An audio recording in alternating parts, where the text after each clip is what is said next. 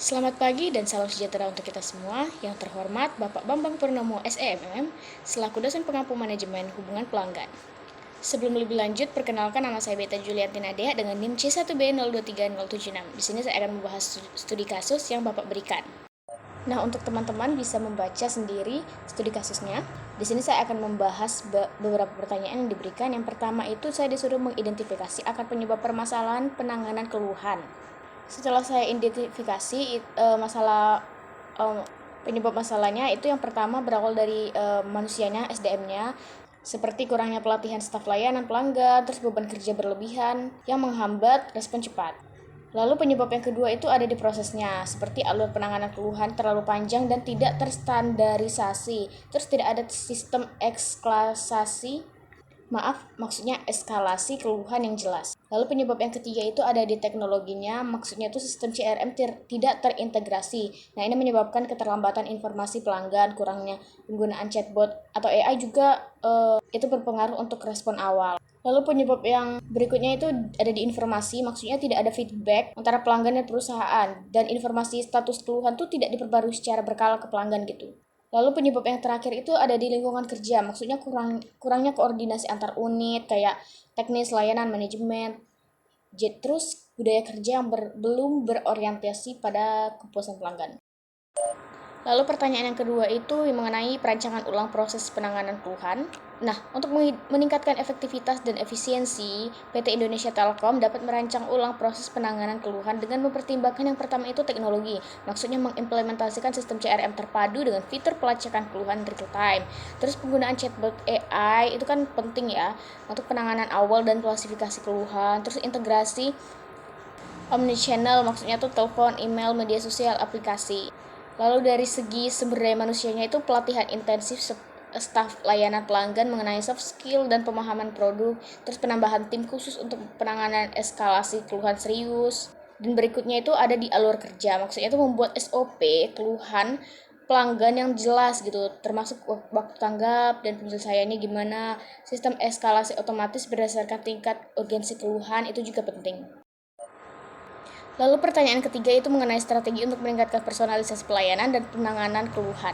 Nah, untuk strategi yang pertama itu pemanfaatan data pelanggan. Maksudnya apa sih? Gunakan histori interaksi dan profil pelanggan untuk memberikan solusi yang sesuai gitu. Lalu strategi yang kedua itu ada di segmentasi pelanggan. Klasifikasikan pelanggan berdasarkan nilai, preferensi, dan riwayat layanan. Lalu strategi yang ketiga itu sistem respon yang khusus. Maksudnya apa? Ciptakan skrip respon yang fleksibel berdasarkan tipe pelanggan dan jenis keluhan, jadi sesuai gitu. Dan strategi yang terakhir itu integrasi CRM yang lengkap. Maksudnya apa sih? Semua interaksi sebelumnya dapat diakses oleh agen, memudahkan pemahaman konteks keluhan. Lalu pertanyaan yang keempat itu bagaimana PT Indonesia Telkom dapat meningkatkan komunikasi dengan pelanggan terkait status keluhan mereka. Seperti yang kita tahu ya, peningkatan komunikasi dalam penanganan keluhan merupakan elemen kunci dalam membangun kepercayaan dan kepuasan pelanggan.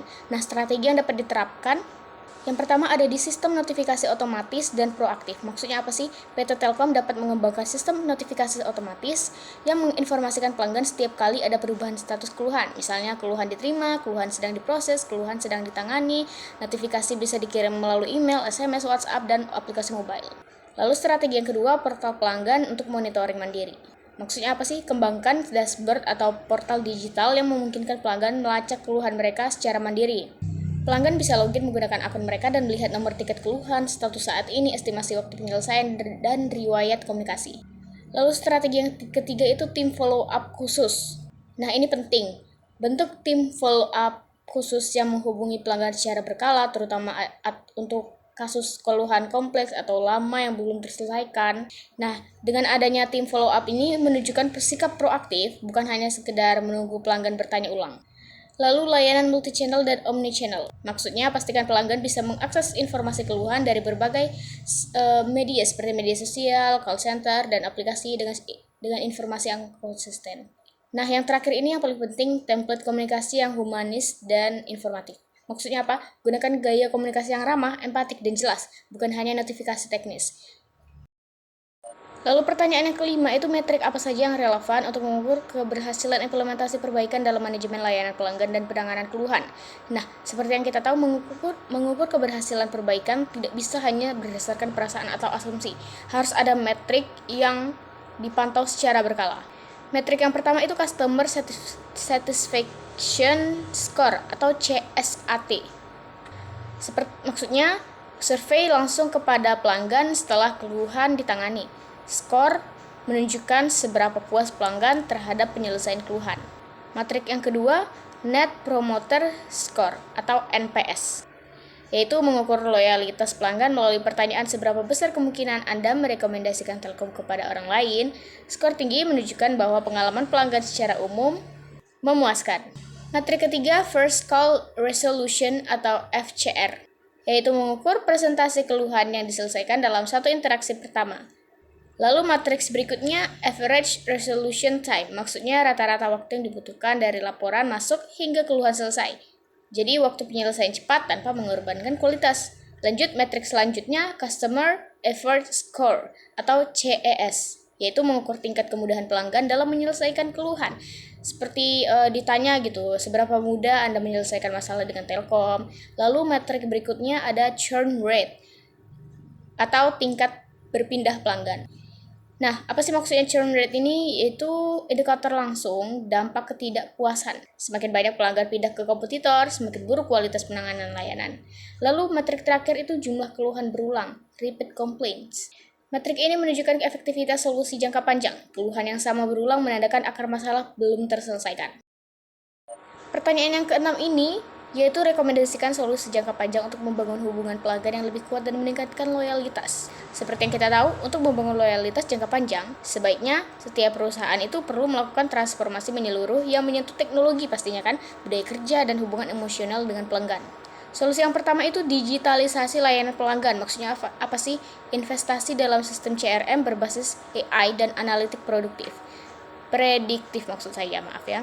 Sistem ini memungkinkan deteksi dini potensi keluhan, otomatisasi respon, dan rekomendasi solusi personal. Lalu solusi yang kedua itu penerapan budaya customer centric. Maksudnya apa sih?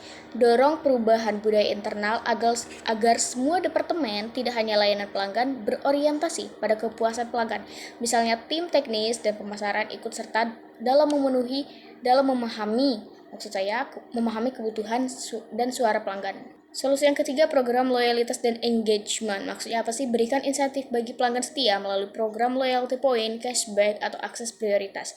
Bangun komunitas pelanggan yang diberi kesempatan memberikan masukan dan ide pengembangan layanan. Lalu solusi yang keempat itu sistem feedback yang terstruktur. Maksudnya apa sih? Aktif meminta dan menindaklanjuti umpan balik pelanggan melalui survei, review aplikasi, dan wawancara. Nah, gunakan feedback untuk perbaikan sistematis, bukan hanya dokumentasi ya. Lalu, solusi yang kelima ini ada di pelatihan SDM berkelanjutan. Nah, ini penting. Program capacity building untuk staf layanan pelanggan agar mampu menangani berbagai tipe keluhan secara profesional dan empatik. Lalu solusi selanjutnya audit dan evaluasi berkala. Ya, ini sangat penting. Maksudnya lakukan audit terhadap sistem dan proses keluhan minimal setiap 3 bulan atau 6 bulan sesuai ketentuan untuk memastikan efektivitas dan relevansi. Lalu solusi yang terakhir itu kolaboratif dengan pihak ketiga. Baiknya itu kita membawa konsultan customer experience atau mitra teknologi untuk mempercepat transformasi layanan. Baiklah, itu tadi pembahasan saya. Dari situ dapat saya simpulkan bahwa PT Indonesia Telkom menghadapi masalah dalam penanganan keluhan yang lambat, tidak personal, dan kurang komunikasi, yang berdampak pada keturunnya kepuasan dan meningkatnya pelanggan pindah ke kompetitor. Nah, solusinya adalah dengan merancang ulang proses layanan berbasis teknologi, CRM, chatbot, meningkatkan personalisasi dan komunikasi proaktif kepada pelanggan, serta mengukur keberhasilan melalui CSAT, NPS, FCR, dan churn rate. Nah, untuk jangka panjang, perusahaan perlu membangun budaya customer centric, ini sangat-sangat penting, program loyalitas apalagi itu, dan sistem umpan balik yang aktif agar menciptakan pelanggan yang puas dan loyal. Baik, itu saja yang dapat saya bahas. Terima kasih.